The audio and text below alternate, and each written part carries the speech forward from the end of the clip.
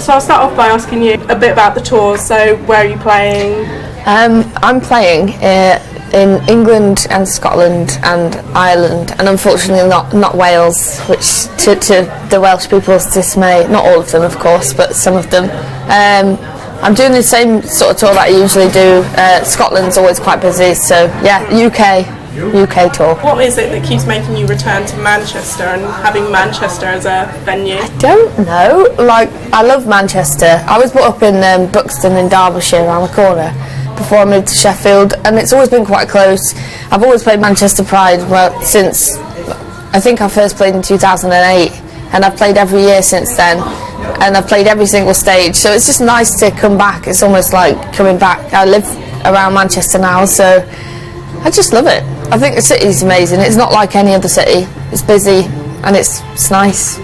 I'm in Manchester on the 18th of February. It's the first one that sold out, I think, and it's always nice to know that the venues, like, that people are so excited to be there, that it goes so quickly. So I'm really looking forward to being in there. This is my first acoustic tour that I've done since being on the X Factor, which is massively daunting as well as exciting, because I usually play with a band. So yeah, it will be bandless, and I'll be in Manchester on the 18th.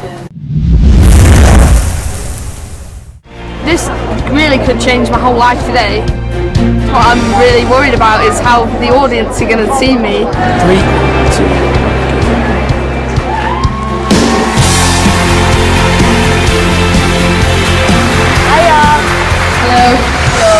What's your name? My name's Lucy Spraggan. So what was it that sort of inspired you to sort of apply for the X Factor? I kept going to record labels with the same songs. I released an album and stuff, toured America, and like, I'd go to a record label and they'd be like, oh, we love the songs, but you know, and I'd be like, no, I don't. Like, what? What is it? And I just couldn't really get signed to a decent deal, so I thought, you know what, I'll just go on there and see what happens. I don't want to stop or learn to behave, amen, and I just missed another day again. I mean, when I was signed to Columbia Records, obviously one of the biggest labels in the world, that was, you know, someone would say, oh, we don't like the name of that album, or like, we don't like this song or whatever, and now I have my own record label. It's called Control Records, CTRL Records, and I make every single decision, including the team. Like, you know, we've got bookers, accountants, we've got product managers, different roles, and I just like pick who works with me, really. It's quite important that you see it as a business model. Like, if you look at it as a business person rather than an artist, you get such a better like ideal from things. Like, with regards to like earning and things like that, a record label will give you a big lump sum of money, and then you basically have to earn it back until they give you any more, and then they take a commission from that. And I sort of clocked that. I realised that, hang on a minute, maybe if I spend, you know, 10, 20 grand on an album, and then you start to sell your records, you use it as a business model, you know, you sell merch and you go on tour. Why would you like take that big loan from them if you have a fan base already? Yeah, and you start like making your own money back and things like that. It's far more organic, I think. I enjoy it more. And then I make all the decisions, apart from like anything legitimate, you know, that's important. I just pick the names of the albums and stuff.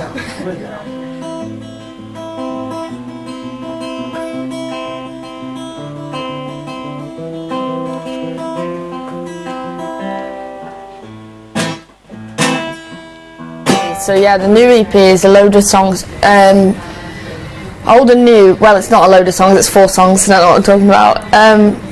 Old and new, so one of them is Yes, This One's For You, which is like ancient. I think I wrote it when I was about 15, so we've just done a new version of that. There's one called Home. I wrote that not long ago with a mate, and it's mainly piano based, and it's about just, sometimes you just want to go home and feel like when you feel nostalgic and things like that. It's about that.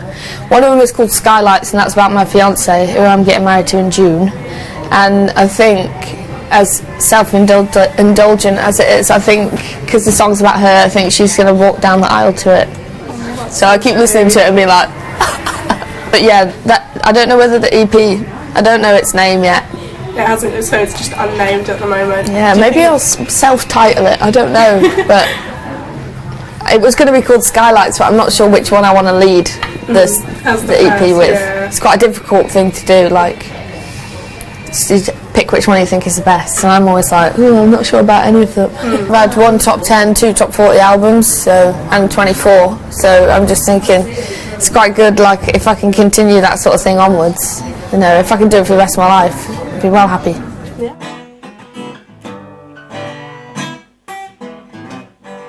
What was it that made you want to do Stoptober? Sober. I don't know what made me want to do it, because about a week into it I didn't want to do it at all. I do a lot of work with various different cancer charities. There's Click Sargent and Macmillan, do all sorts of stuff all throughout the year. I just recently did like a songwriting group for well, not even kids, they were 18 to 25-year-olds that are interested in music and writing, and they'd either had cancer or still had cancer, so it's like, it's pretty amazing. They're like pretty amazing people, and I just wanted to get involved, raise some money and spread some awareness. When the skies are looking up, my dear, and your heart's lost all its hope, after dawn there will be sunshine, and all the dust will go. The skies will clear, my darling, I'll wake up with the one I love the most, and in the morning I'll make you up some tea and toast. What was your inspiration for that song? Because obviously it's about a couple. So. Yeah, I was busking, and actually on the next EP that I'm doing, I'm releasing an EP, and I've never done an EP before, and I wanted to do a few songs that like meant a lot, and one of them has an acoustic version of Tea and Toast on it, and it tells the story. So I'm having a cup of tea with someone, and we've recorded me telling them about the story, and then I play the song.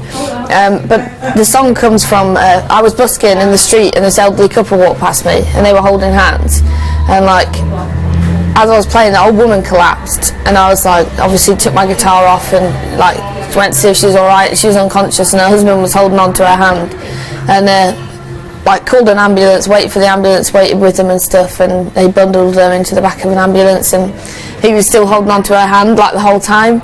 And I just remember sort of them going off in that ambulance, and I thought, you know, I'll probably never see them again, but it's just amazing that people can like be like that and then get so old and, you know, still be together. Yeah. So that sort of ties on for that. Is that where you get a lot of your inspiration from busking and being out and about? Pretty much. I don't busk anymore, but if I did, I'd have way more things to write about. Yeah. Like the more I go outside, the more that I travel. I love to travel, and the more I see while I'm travelling is really like really inspirational. There's all sorts of things. When I travel anywhere now, I do it like I used to, it's like with a backpack and just with my guitar, like, and just go, because it's such a good way to learn about people. And sometimes you'll meet one person and you listen to their stories and you're just like, wow, like, where have you come from? Like, and they're the type of people I like writing about.